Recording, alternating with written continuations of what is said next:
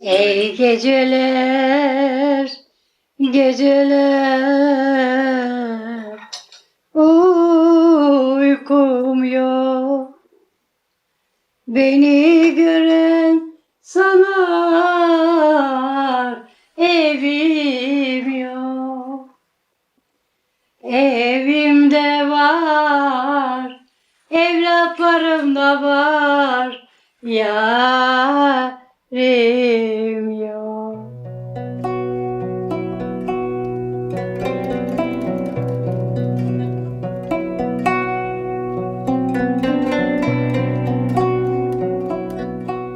Benim doğmam kopmam buradan. Ama yakınlarımız gelmiş köylerden. Konudan komşudan öğrendik biz bunları. Yapma, onlardan daha fazlasını çıkardık.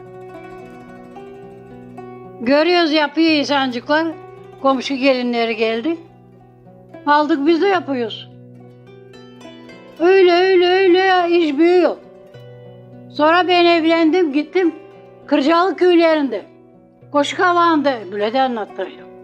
Orada bu kalçunları bu oyaları orada öğrendim. Bunları hep orada yaptım. Bunları orada gördüm. Nasıl yapıyorlar, nasıl ettiriyorlar. Ben de başladım onlardan daha iyisini hep yaptım. Bir daha bakıyorum. Sonra ben kendim de artık başladım alıştım yapma. Kendimi çıkarıyorum. Model çıkarıyorum kendim de. Sonra o yapanlar benimkilerini beğeniyorlar. Fazla durardık orada gittik. Motpuska'ya aldık mı hep orada durardık.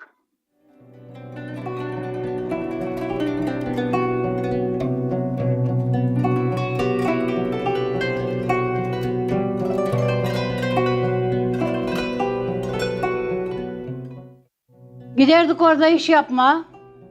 Tütün toplardık. Her şeyi yapardık. Tarlaya giderdim. Tütünleri taklardım, buramda taşıyardım. Gene oturduk büyülende gene örerdim. Buraya koyardım, ekmeğe koyardım dizime.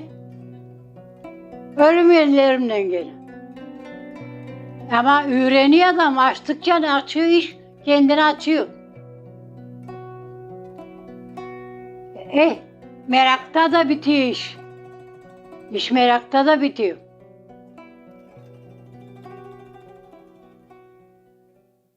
Küçük yaştan aldım sazı elime, dertli de dertli vurdum sazın teline, teline Allah. Ben bu yerden çok çektim de eyvah, eyvah, eyvah ana. Küçük yaşta aldım sazı elime, elime. Küçük yaşta aldım sazı elime, elime. Dertli dertli vurdum sazın teline, teline, teline aman, aman. Dertli dertli vurdum sazın teline.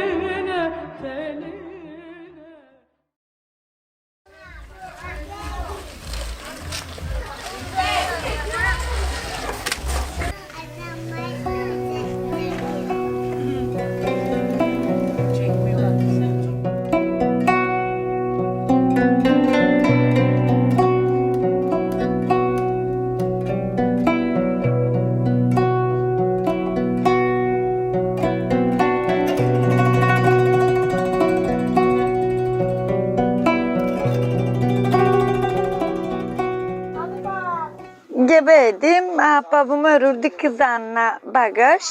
Onun var idi bebesi artıkını. Bebe bagajçıkları. Ben de istedim. Dedim ben de isteyeyim öreyim kızanıma. Oturdum bile babamın yanısına. Azar öğrendim ondan her şey ama bilmezdim yapma şeyleri buraları. yanları hem yakaları. Sonra nenecikler örürdü. Ben gidiyorum oturuyorum onların yanında. Bakırdım hep nasıl oluyor, nasıl gidiyor. Böylelikle öğrendim. Mahalleden bayağı insancık bile geliyor. Kim istiyor ördürmeye. Geliyorlar, ördürtüyorlar. Yelek yaptırıyorlar. Kançu yaptırıyorlar. Mahalleden kıra geliyor, insanlar yaptırıyor. Kim ne istiyor nikah ördürmeye alıyorlar prejdaları getiriyorlar. Ben veriyorlar porçikaları ben yapayım geliyorlar alıyorlar onlar. İnançı çok güzel bir sanat, kolay. Vardırdılar önümde kim hani istiyor örsün bu sanatı alsın onlar da. Çok çabuk alışıyorlar. Komşularım da var örüyor, onlara da gidiyorlar. Dünürlerim var örüyorlar, onlara da gidiyorlar. Kimde yer var isaydı, hangimizde yer var ise.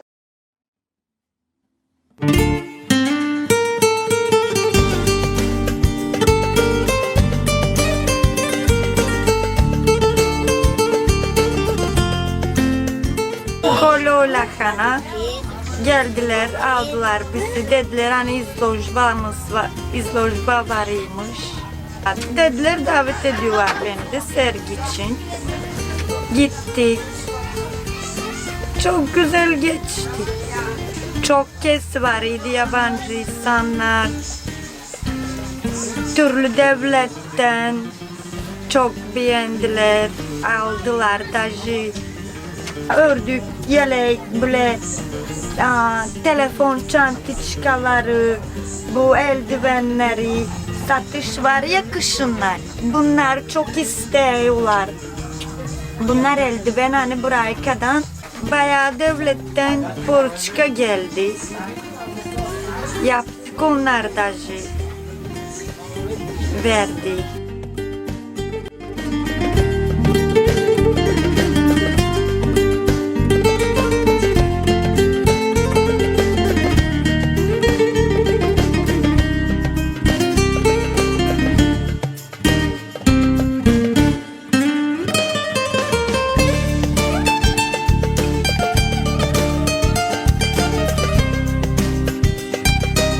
Kirada oturardık, geldiler ısvalama arkada.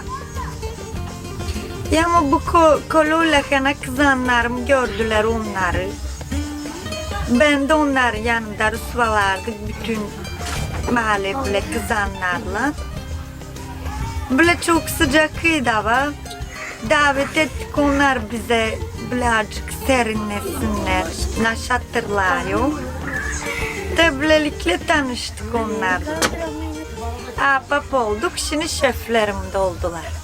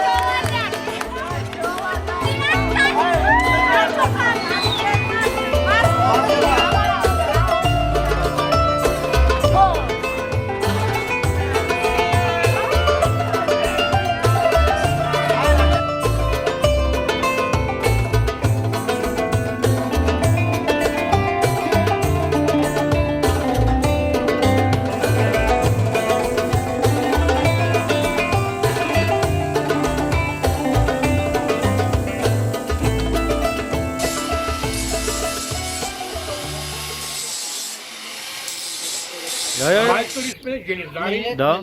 работиви хора, трудим се.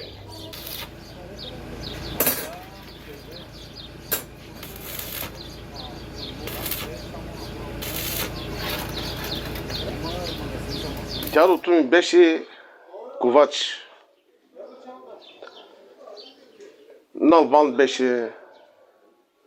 Значи, каквото фащаше на очака, това го правеше. От поколението вече, разбираш, тя така. После баща ми почна да работи.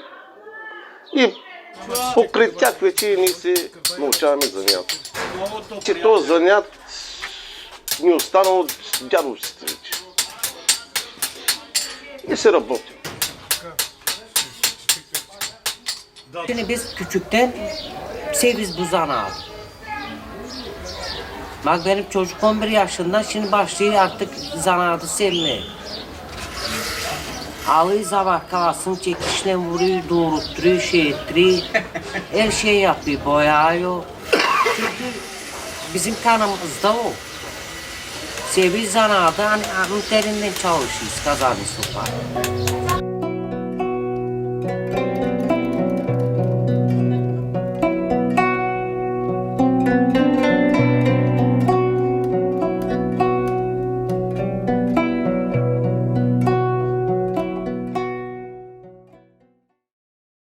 Преди беше по-трудно. Еми всичко ръчно беше.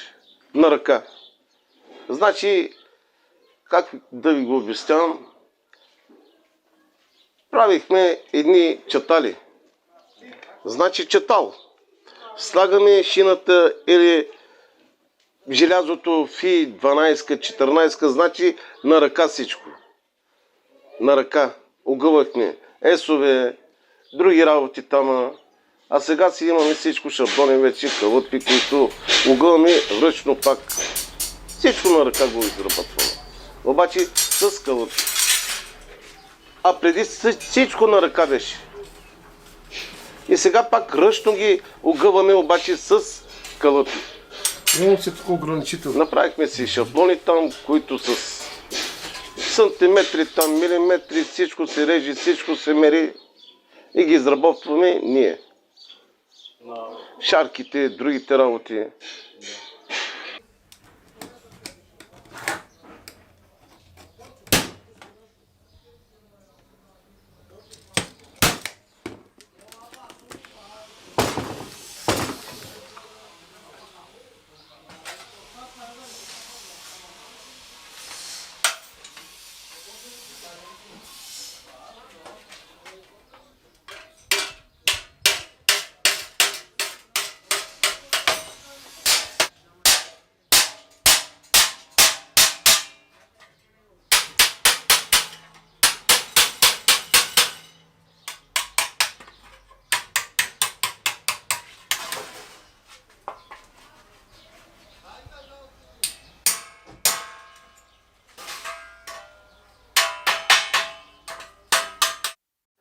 Всичко на ръка ги изработваме, обаче малко трудно да. И нашата работа е физическа. Физическа. Ставаш, сядаш. Всичко на ръка се изработва. Demek bu ne kadar daha çok zavortulkalar var. Her şey kendi elimizden geliyor. Her şeyi kendi elimiz yapıyoruz. Şimdi materyalleri Türkiye'den getiriyor bize. Profilleri, şinaları, her şeyi o Türkiye. Всичко Türkiye. Var burada yerleri. Gidiyoruz buradan alıyoruz onları. Gidiyoruz alıyoruz onları и başlıyoruz artık. Yapalım onları. Artık bazı kere başka insanlar istiyor başka bir model. Нещо друго искат. Artık çiziyin onları, şeytirin onları, yapın onları. Ние си свикнахме вече. Свикнахме. Значи, отиваме при клиента, показваме му там 10-15 модела си имаме, хората си избират модели. Значи, по моделите също го правиме и отиваме, нали, боядисват се, монтират се, всичкото от нас. В квартала сме над 200 занаячи и да не са повече, да. Над 200 души сме, който работят този занят. Ние сме тук, почти семейство сме. Значи, другия ми е Чичо, другия ми е братовчеда, със сина си. Имат чираци, идват, плаща им хубава надница, който влиза цигарите, яденото от нас. Да. И те да са доволни, и ние да сме доволни. Плюс това занят им даваме. И работят си момчетата. Давай.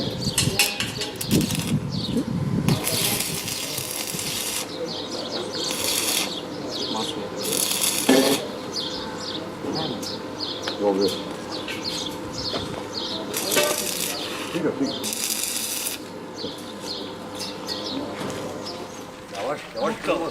Не.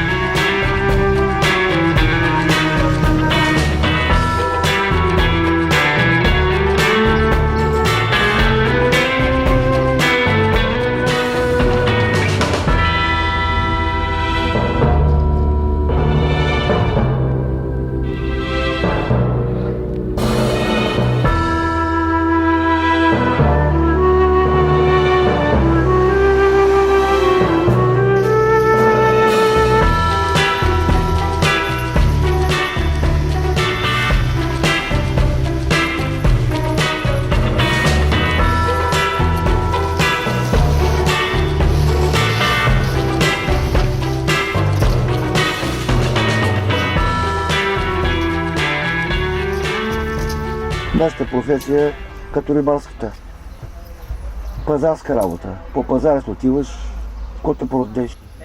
Поручки, той и да направим душеци, възгалници там, шезлонги. Да, за шезлонги. Донаправени шезлонгите. Те се слагат върху шезлонгите. Меко да е така. Както почна тази пандемия вече, всеки се дърпа. Дърпат се, да, няма. Няма ги предишни на пазари, преди 10-15 години. Сега е слабо вече. Нали ти казвам, от тази професия богат няма да станеш никога. Обаче и гладен няма да стоиш.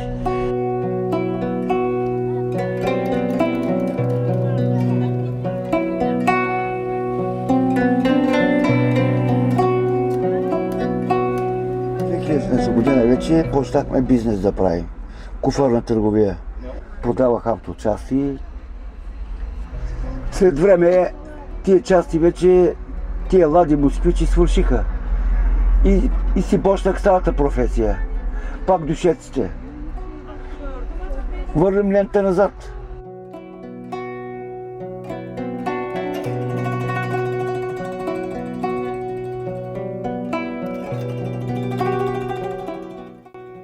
Душеците да правиш е трудно. Играеш с игла. Кълъвката трябва да приготвиш. Ватата трябва да приготвиш. Пълнене, шиене пак, да се тупа, да се ровни. И почет пъче да слага с копчета. Той, докато стане.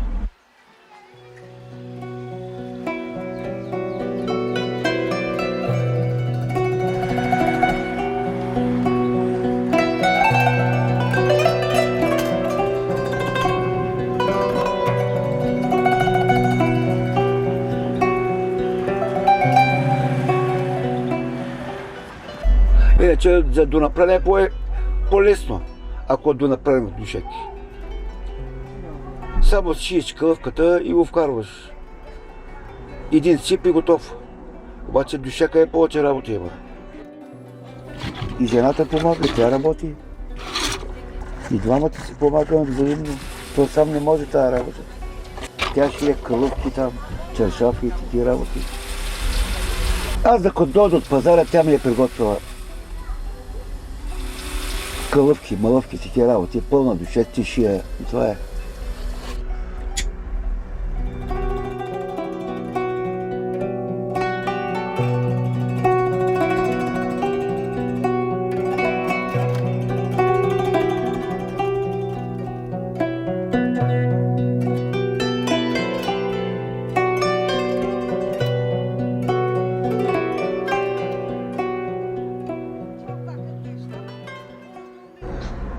Едно време имаше русински легла с пружини, слага с този дюшек, става сутрин като момче. А сега гледам младо момче, изгърбил се на две. О, батко, дай ми нещо меко да спа, казва. Не казвам, колко взе това матрак? Ами, 1200 лева. За какво си дал на фурлици на въздуха парите? Дай да ти направя един дюшек такъв. Вземиш на русинско легло с пружина. Да ти направи един дюшек хубав. Виж какво се става. Там лягаш, двама ставаш, трима при моят дюшек. Да.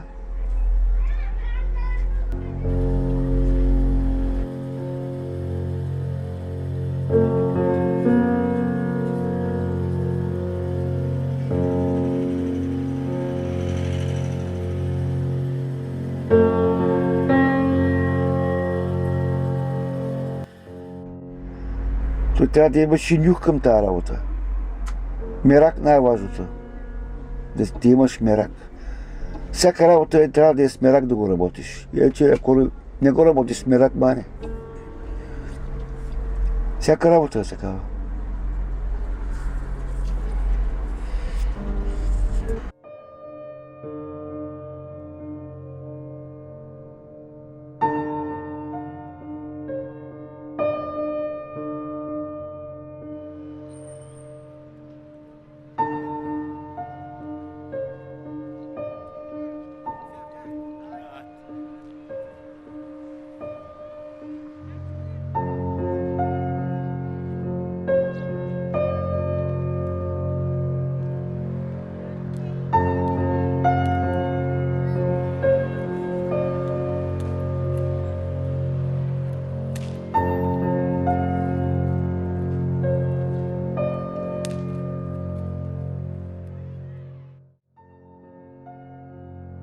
Bizim Yeniköy'de zaten ana dili Türkçe. Çok fazla Türk insanlar var burada. Yeniköy'de Bulgarlar var, Türkler var, Romanlar var. Ama biz kimseyi ayırt etmiyoruz zaten. Biz birbirimize komşu olarak, arkadaş olarak hiç alaka bile kötü gözle bakmıyoruz zaten. Anlaşıyoruz, herkes birbirinden çok iyi anlaşıyor. Yeter ki kalbin iyi olsun. Roman olsun, Bulgar olsun, Türk olsun problemimiz yok. Herkes ekmeğinin peşinde zaten. Meslek kurma arzusunda büyümüş gençler. Herkes işine bakıyor abi. Kazancına bakıyor. Ailesini geçindirmeye çalışıyor. Bu kadar basit.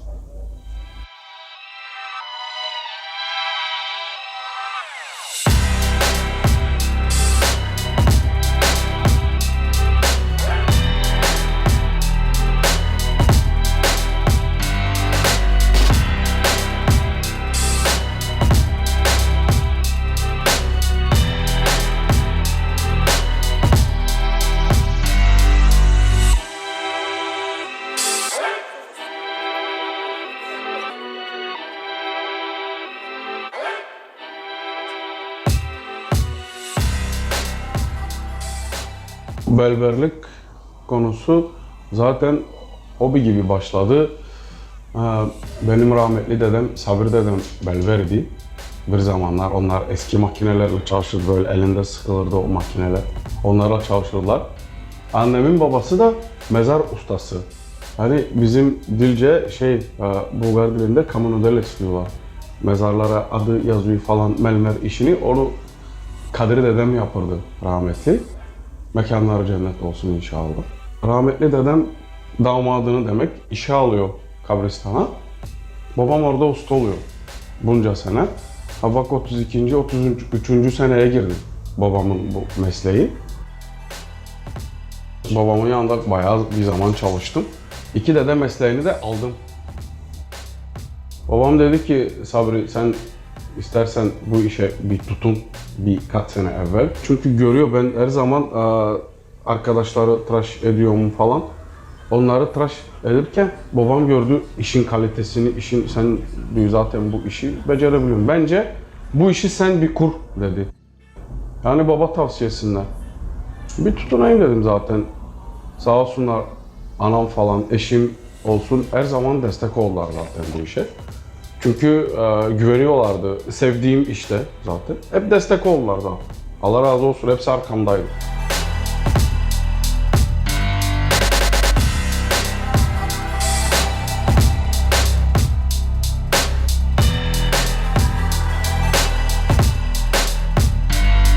Müşteri geldiği zaman ilk önce saçı taranır. Öncelikle. Kafa yapısına çok özen gösteriyor zaten. Önemsiyoruz onu, kafa yapısını. Zaten kafa yapısı adamın saç şekli, olacağı şekli anlatıyor bize. İlk önce saç taranır. Ondan sonra güzelce bir bölme yapayım saça falan. Bir temizleriz.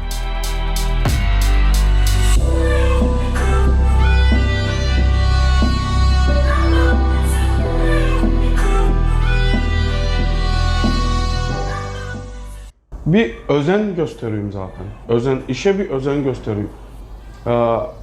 Müşteriye ilgi olsun. Temizlik dediğimiz gibi olsun. Ve adamın saç kesimine göre kalitesini yüzüne oturtturmak. Mesela bunlar benim için çok önemli.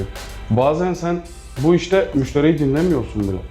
Adam sana bir şey veriyor, bir akıl veriyor. Mesela benim saçım böyle kes. Sen onun dediğini de yapıyorsun ama kendinden de biraz katıyorsun. O arada müşteriyi dinlemiyorsun gibi çok fazla oluyor. Kendinden kattığın için. Sonra tıraşı gösterdiğin zaman ha diyor işte bu. Ama sen kendinden katmışsın. Tam onun dediği şekilde gitmemişsin. Adamı memnun ettin. Tertemiz, güzel bir şekilde uğurladın. Bizim amacımız bu zaten. Ondan bir eyvallah aldığımız zaman biz işimize daha da fazla bağlanıyoruz zaten. Bütün İş burada. Temiz ve kalite. Önemli.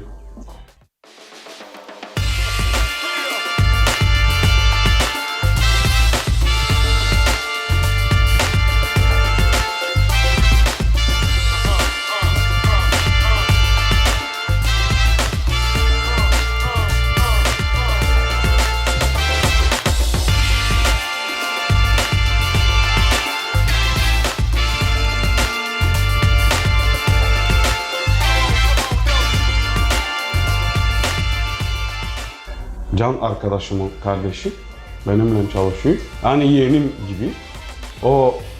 O açtı, yaşı küçük ama belver kıvamına gelmiş çocuk. Çalıştığı zaman ona baktığım zaman ben zevk alıyorum. Mesela çocuk işi beceriyor. Gönlüm rahat. Misal atıyorum bir işim var, onu rahatlıkla atölyede yalnız bırakabiliyorum. Çünkü elinden geliyor, beceriyor, temiz çalışıyor.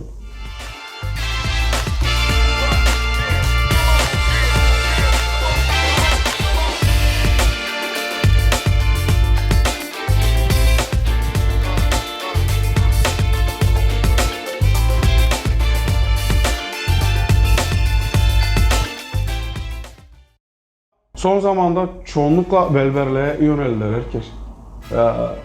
Berber olma çabasında. Ki çünkü iş modern, temiz.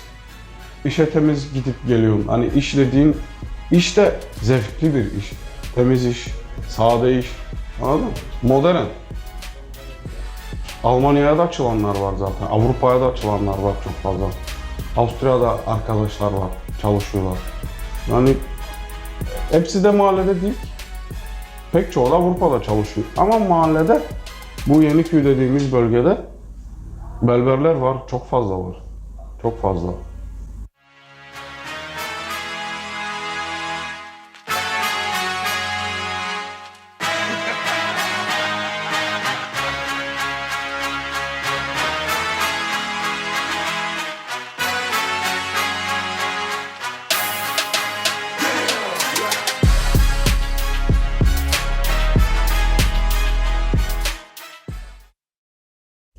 İnşallah benim oğlan da Allah'ın izniyle bu iki mesleği de yapar. Tavsiyem zaten ona bu. Çünkü ben çok memnunum hayatımdan. İş konusunda Allah'a şükür gelirim oluyor, kazancın oluyor. Yani kimseye, Allah'tan başka kimseye ihtiyacın yok zaten.